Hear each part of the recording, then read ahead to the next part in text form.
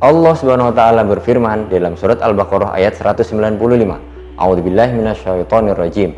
Wala tulqu biaidikum ila tahlukah. Dan janganlah kalian menjatuhkan diri kalian ke dalam kebinasaan.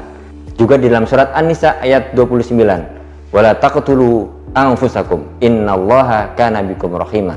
Janganlah kalian membunuh diri kalian karena sesungguhnya Allah Maha Penyayang. Rasulullah Shallallahu alaihi wasallam bersabda, la dororo wala diroro. Janganlah kalian membuat kemudaratan kepada orang lain maupun membalasnya.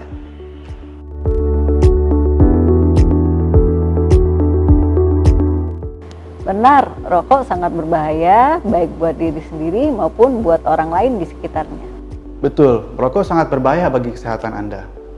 Merokok sangat berbahaya, mau dari kulitnya, batang rokoknya, sampai asapnya berbahaya, terutama bagi kesehatan saraf. Oh, pasti jelas berbahaya.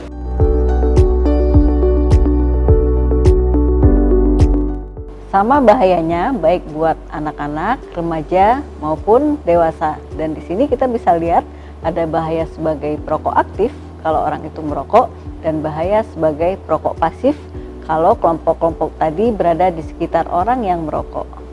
Dampak buruk dari merokok tidak membedakan kelompok usia, mulai dari anak-anak, remaja, hingga dewasa, semua akan terkena dampak negatif dari merokok. Dari segi kesehatan saraf, ketiganya berbahaya, baik anak, remaja, dewasa. Bagi dewasa, tentu saja risiko kanker meningkat pada pasien dewasa. Sementara pada anak-anak, merokok ini menyebabkan dampak yang lebih berat lagi, dampak jangka panjang berupa gangguan kognitif dan perilaku, sehingga kedepannya mereka akan mengalami kesulitan dalam hidupnya.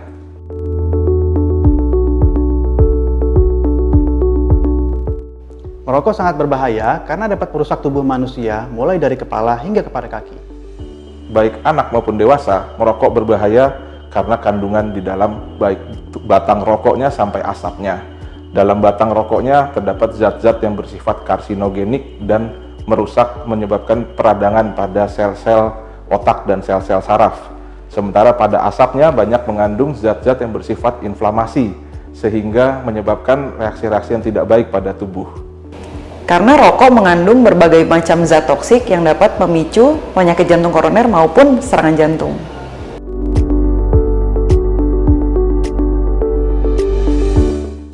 Karena dalam asap rokok ada 7.000 bahan berbahaya termasuk nikotin yang menyebabkan adiksi dan 60 bahan karsinogenik.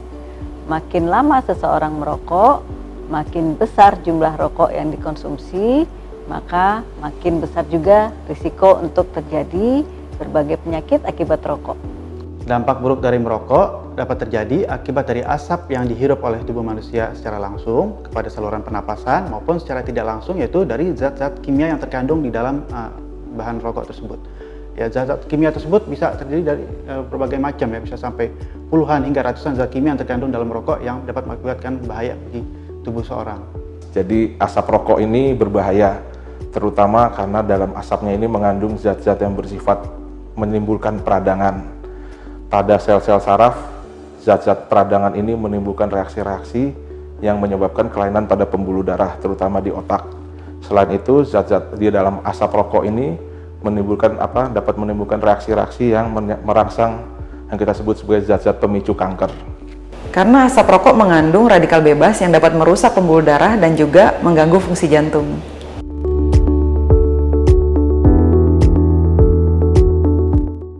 Penyakit yang akan timbul akibat merokok mulai dari infeksi saluran pernapasan berulang, bisa jadi pencetus asma, timbulnya penyakit paru obstruktif kronik pada orang yang sudah lama merokok, dan bisa menyebabkan kanker paru yang angka harapan hidupnya akan sangat kecil dan juga meningkatkan risiko terkena tuberkulosis atau TBC paru.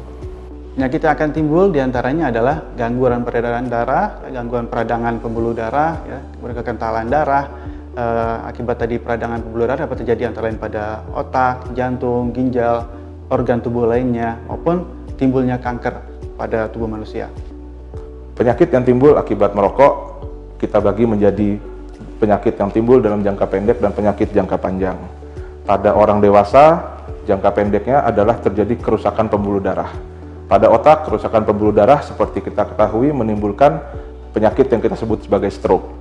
Sementara pada jangka panjang, rokok ini mengganggu transmisi senyawa-senyawa dalam otak yang kita sebut sebagai neurotransmitter.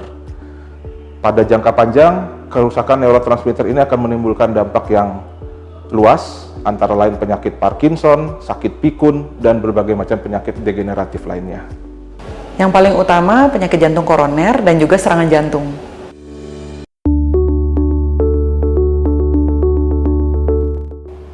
Kalau untuk infeksi saluran pernapasan, tentunya harus segera berobat ke dokter supaya penyakitnya tidak tambah berat.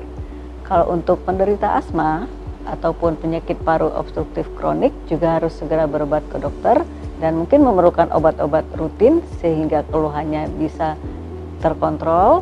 Dan untuk TBC harus segera berobat dan minimal lama pengobatan adalah 6 bulan. Dan apabila terkena kanker paru, ini yang lebih rumit karena biasanya terdiagnosis sudah pada stadium akhir, memerlukan tahap pemeriksaan yang bermacam-macam, dan angka kesembuhan lebih kecil serta kualitas hidup juga akan terganggu. Setelah seorang terkena dampak akibat merokok, maka dokter akan memeriksa organ tubuh mana yang lebih dominan terkena dampak tersebut. Ya, nanti dokter tersebut akan menyarankan lebih lanjut tergantung daripada organ-organ yang terkena. Misalnya jantung, maka dikelola oleh dokter jantung, paru oleh dokter paru, kemudian organ tubuh lainnya seperti ginjal, saluran cerna, ataupun kanker yang timbul dapat dikelola oleh dokter penyakit dalam.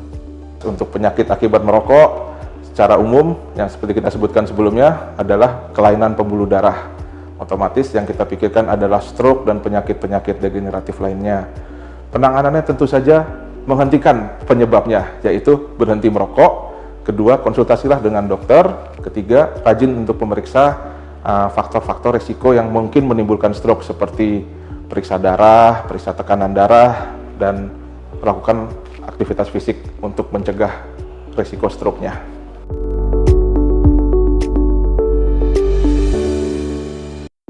Bagi yang masih merokok, sebaiknya berhenti sesegera mungkin. Sayangi diri Anda dan orang-orang di sekitar Anda. Berhenti merokok pada saat Anda masih sehat itu adalah pilihan yang terbaik. Dan apabila Anda kesulitan untuk berhenti merokok, silakan datang ke kami ke Klinik Berhenti Merokok Rumah Sakit Umum Pusat Persahabatan. Berhentilah merokok sejak dini, ya, karena sekali Anda terkena dampak dari merokok, maka dampak tersebut akan sulit untuk kembali seperti sedia kala. Saran saya bagi Bapak Ibu yang masih merokok adalah berhenti sekarang juga. Merokok jangka pendek maupun jangka panjang menimbulkan kerusakan yang luas dan bisa berdampak pada masa depan Anda.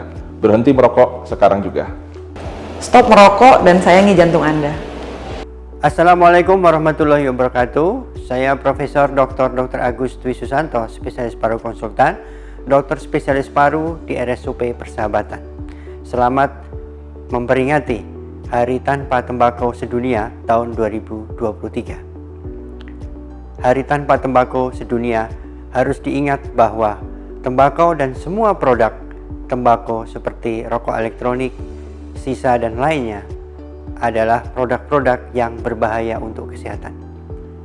Hindari rokok dan semua produknya dan berhenti merokok mulai saat ini untuk kesehatan Anda.